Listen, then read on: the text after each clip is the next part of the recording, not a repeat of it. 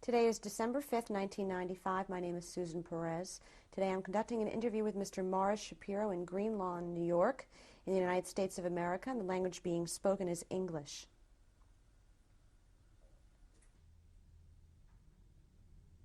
My name is Susan Perez. Today I'm conducting an interview with Mr. Morris Shapiro. Today is December 5th, 1995, in Green Lawn, New York, and the language being spoken is English.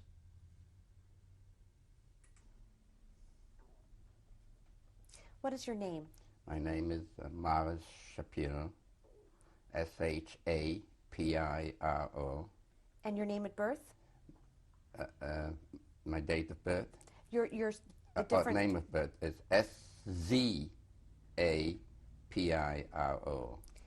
When were you born? I was born March 20th, 1920. Where were you born? I was born in a small town called Gorai, G-O-R-A-J. And in the country? Poland. What was your mother's name?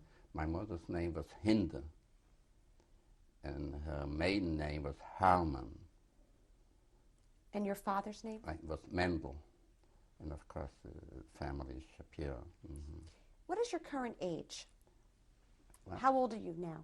I am now 75. Mr. Shapiro, what do you remember about your mother? Well, my mother was a housewife. She gave birth to 10 children. She was mainly concerned about our religious education. And it was a full-time job to take care of 10 children. And my father, before he became a rabbi, was a business person. He sold leather, and of course he couldn't speak Polish, but so my mother covered for him. So she wore two hats, a housewife and also involved helping my father in his small business. Mm-hmm. As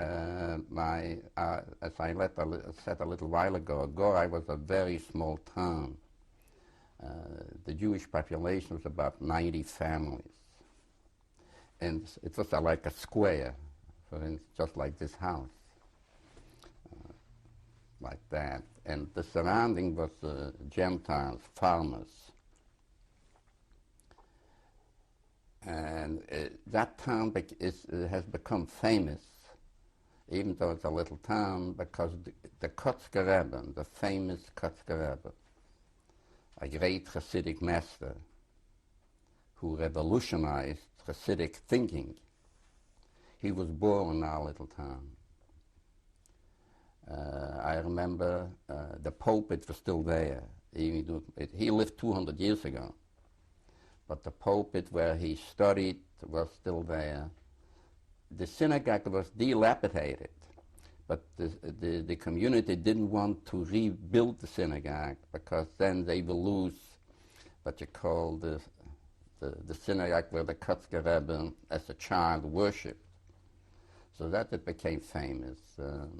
But I do remember that at least my relationship with the Gentiles, I was afraid to walk at night to the synagogue in an ordinary day. Not only at night, I, as a child, was afraid to walk during daytime. I always looked forward that my older brother would escort me as protection. That's what I remember about my little town. And what brother would escort you? What? Which brother? The oldest, the brother who was stronger than I was. I was only, when I walked to the synagogue, I was 10 or 12. I was afraid to walk many times. But my older brother, he was a person of muscles, and he used to walk with me and protect me. I was afraid. What was his name? His name? Well, I had many brothers older than I. One was Avram, and one was Getzel, and one was Haskell. All of them could protect me, could shield me against a non-Jewish teenager to astonish at me, or just deliberately come over and hit me. It was quite possible, even during the daytime. That was our relationship with the non-Jewish community. Now, to describe our house, of course, my mother had 10 children.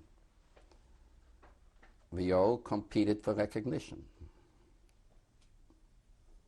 And sometimes we had to compete for food. We were considered a very poor family. But in order to get recognition in our house is to advance in Talmudic studies. If you were a good student, you got more recognition than you were not a good student. So we all competed for parent recognition. I used to, when I was 7, 8 years of age, oh yeah, I used to get up 4 o'clock in the morning and study till 11. 11, I did my prayers. I came home. My mother had a meager breakfast for me. I went back to the synagogue. I used to study, I used to sleep only about 4 or 5 hours a day in order, to get proficient in the study of the Talmud. That was my main orientation when I was a student.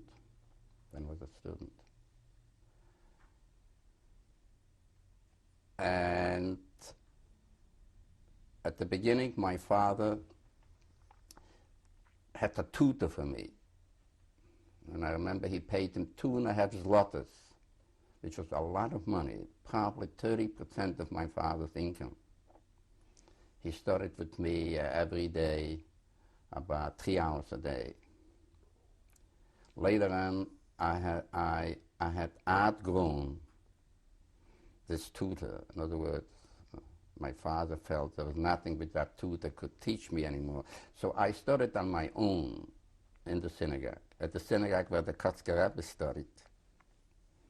I studied on my own, and any time when I came across a difficult passage in the Talmud, sometimes I cried over it because I just was frustrated. However, if there were some people in the synagogue, if the rabbi was there, my father was there, I used to go over to my father, and he used to elucidate that Talmudic passage for me. But when I came 4 o'clock in the morning, there was nobody there, so I had to study on my own. I remember one day I studied, and I could not decipher a very difficult passage in the Talmud. I went to the home. I walked about 5 o'clock or 6 o'clock in the morning to a man by the name Moshe Hutt. Later on, he becomes very significant, very important to us, because later on, he was the one who was responsible for my survival. We will come back to him. And he was a Talmudic scholar. I went to his house. And when I walked into his house, I wept.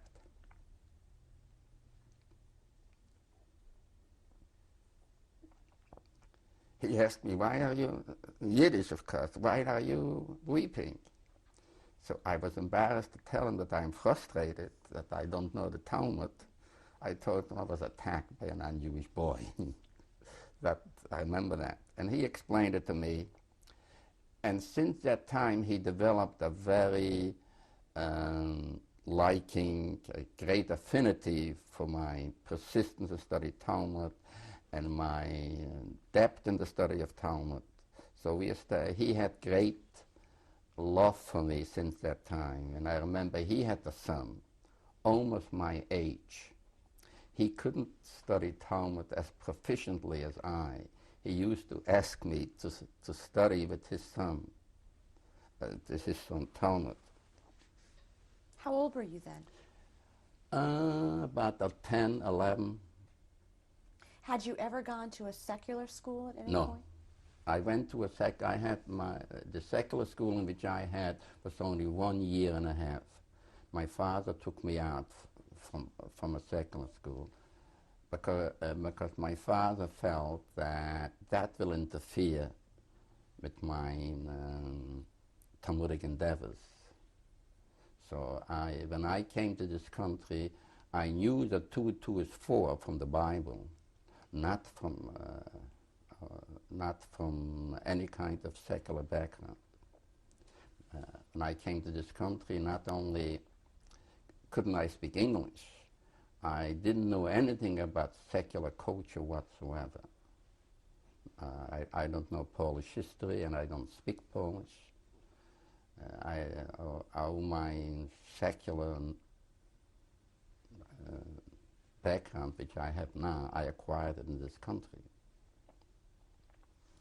Later on, when I became, there was a very famous yeshiva in Poland called Yeshivat Chachmei Lublin. And it was very difficult to get into that yeshiva. You had to remember, when they gave you an exam, you had to remember at least 500 pages of Talmud by heart. The yeshiva was so famous because that yeshiva, they had a dome, and they had everything there. But the moment you took you in, they had a laundry for you, they had a shoemaker, they had a barber, everything was in that yeshiva. That yeshiva had 5,000 applicants every year, and they could accept only 40. You could just imagine how difficult it was to get into that yeshiva. All the other yeshivas in Poland, the way students sustained themselves, we call it the 8 days. What means the 8 days? For instance, a student knocked at your family and asked whether you would be willing to give him a day to eat. In other words, if you got yourself 7 families who were willing to give you a day. So each Sunday you went to that family. Therefore, we used to call it to eat days. I didn't want to do that. I didn't want to. It was degrading. I went only for 2 weeks and I came home. I couldn't stand that. I was accepted in that yeshiva in 1936. I was accepted in that yeshiva in 1936, and I studied there till 1939, till the war broke out. It gave me studying in that yeshiva gave me an air of respectability.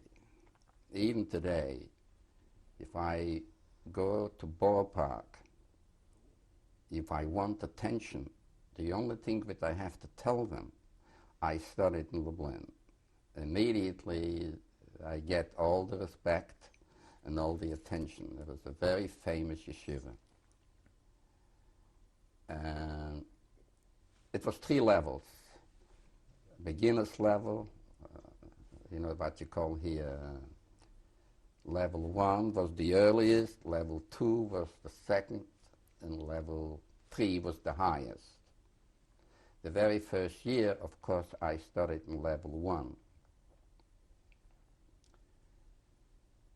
Immediately, I exceeded all my colleagues. The teacher developed a very good liking for me. And later on, when I was promoted to the second level, the teacher of the first level came over to me and he asked me whether I would be willing to go over the lecture which he's going to give on the first level, because he felt that I would be a very good blackboard If I'm going to let him go through, he's going to be safe giving it to his students, because I was a great challenger. I agreed with that. It was an honor. But later on, I felt he takes away much of my time, because I want to study on my own. I want to study on my own. And he took away quite a bit of my time. Even though it was great, every student envied me. They all used to come over to me, okay, what lecture is he going to give? When it came to an exam, I knew all what he's going to ask. My colleagues came over to me. It was an honor, but I wanted to study on my own. He took away too much of my time. So he used to come, I used to have a seat in the yeshiva, a certain seat which I used to sit most of the time. And I didn't have the courage to tell him I don't want to continue to study with him. The only thing which I did, I changed my place. And he got the message. The reason I'm telling that story, I still feel guilty for having embarrassed my teacher, and therefore I want to apologize to him right now, because he was so good to me, and I thought it was, what you call it, teenage arrogance. What was his name, the teacher? His name was Rabbi Moshe Akanowski. Yeah. I thought it was teenage arrogance. Retroactively speaking, it was teenage arrogance. And of course, I studied in Lublin till the war broke out. Before the war broke out, what do you remember about the holidays with your family, for instance, during this time period? Well, it was, as I said a little while ago, our town, we didn't have plumbing. There was no plumbing in our house, no electricity in our house. My mother had to cook on wood. It was a very primitive kind of a living. On the holidays, it wasn't like the holidays was very special. We had better food. Obviously, we were highly observant Jews. My father was a very Hasidic-oriented rabbi. The holidays, it was not like in this country. It was not. When I begin to compare, my mother had to struggle. My mother had to slaughter one chicken and serve 12 people. And sometimes she didn't eat. Many times she didn't eat.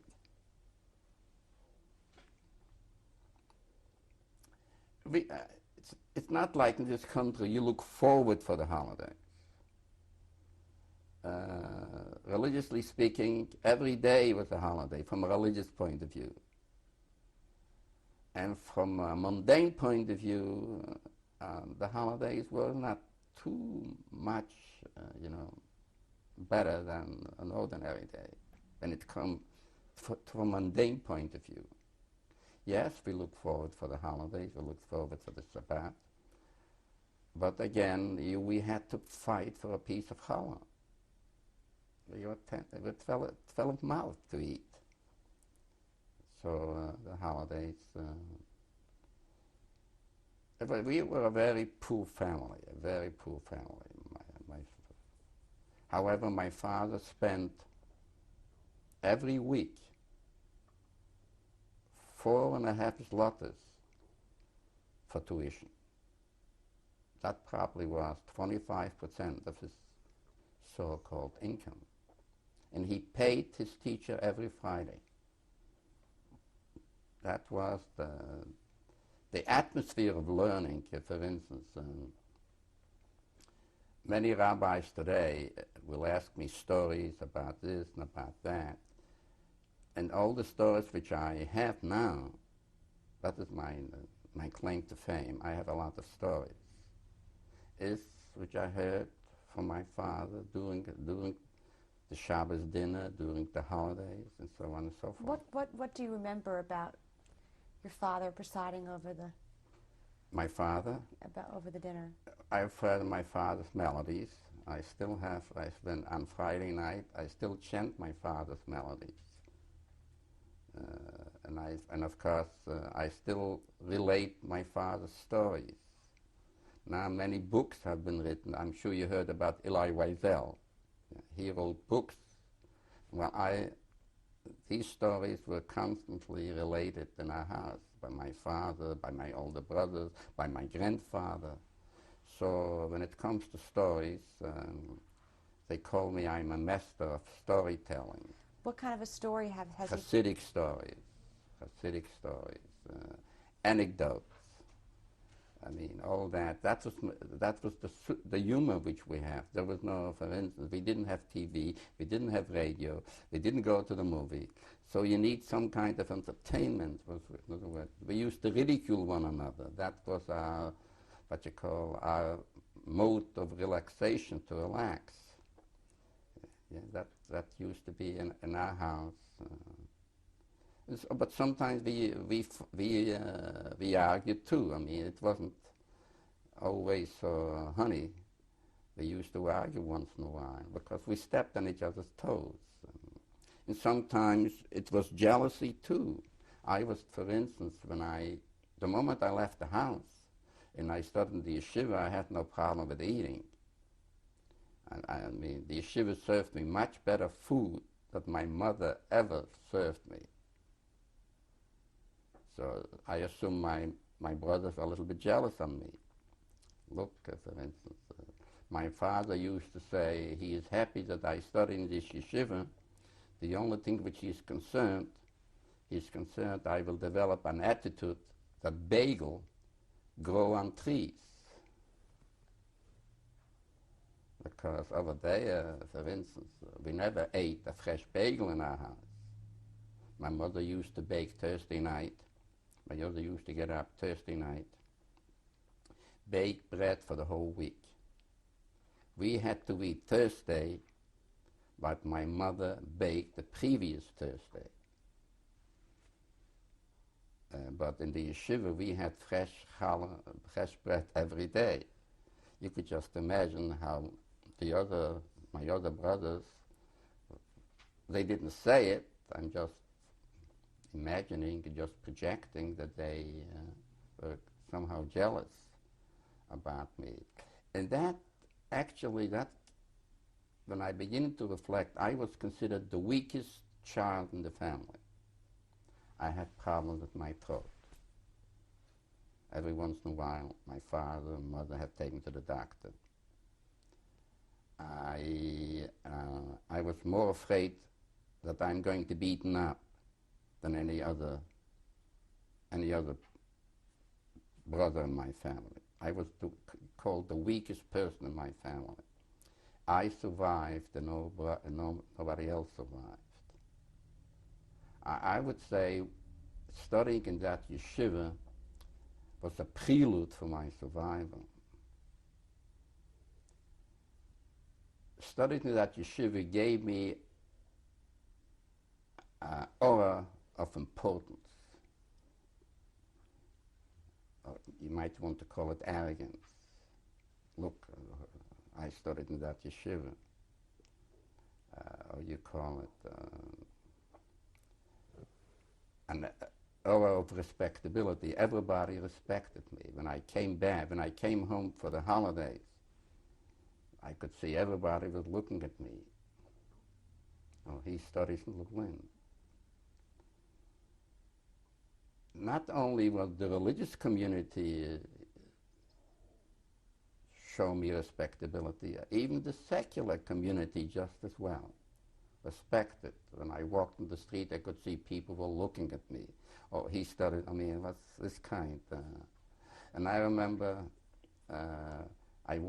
already during the war in 1940, I had two older sisters who hadn't been married and two brothers who hadn't been married, youngest. I come home and there was a gentleman sitting close to my father. and I remember his name. He was a very wealthy Jew called Moishele.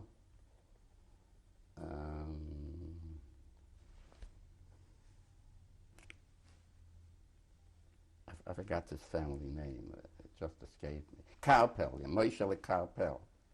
Karpel. He was considered a very wealthy Jew. He lived in an adjacent town called Januf Lubelski. So I asked my mother, what is he doing here? So I could see my mother smiled and told me, he wants you for a son-in-law. He came to the father. He has a daughter, an adopted daughter. He didn't have any children. Had an adopted daughter, and I remember her name. Her name was Tilla. He would like my father should agree that I should marry his adopted daughter. That was in 1940, maybe 1941. At that time, you could still live in Poland. And when my father says, look, I still have two older sisters, I can't marry him off before I marry my two other daughters who are older than me, older than him. So he was willing to promise my father 2 dowries for my 2 sisters. If he's going to agree, I'm going to marry his adopted daughter. If the war would not have broken out, probably I would have probably have married her. Because in Poland, especially in our house, it's the father who decided who you're going to marry. Obviously, he would have asked my approval, and I would not have turned him down. If he would have come over to me and told me I would suggest that you agree to marry Miss So-and-so, I definitely would not have turned the father down. And that explains why I survived. That explains why I survived, because the Judenrat, Moshe Hart, you remember I spoke to you about the person who helped me out and study Talmud? He became the president of the Judenrat. He was the one who the Germans came to him and we want 50 people to work, 100 people to work, and so on and so forth. And he had to decide whom to send. And of course, he tried to be as fair as he possibly could. If you work today, he didn't send you tomorrow. But he never sent me. Never. And everybody knew that I'm not working. Everybody knew that. But nobody complained.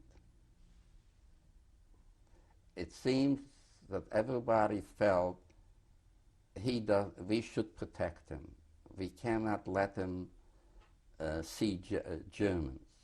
They will beat him up. He wouldn't be able to work. Everybody seemed to have agreed, even the secular Jews.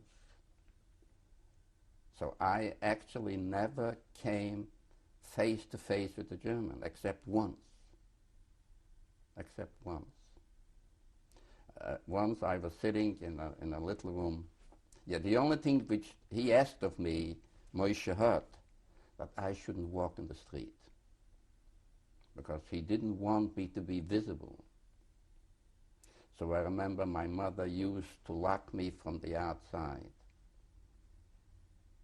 And I was sitting in the room and continued to study. Later on, when she wanted to bring me something to eat, she unlocked the room. But people shouldn't think there was anybody there. The moment there's a lock outside, obviously there's nobody there. That's the way how I survived. And we'll continue on the next tape. Mm-hmm. That's okay.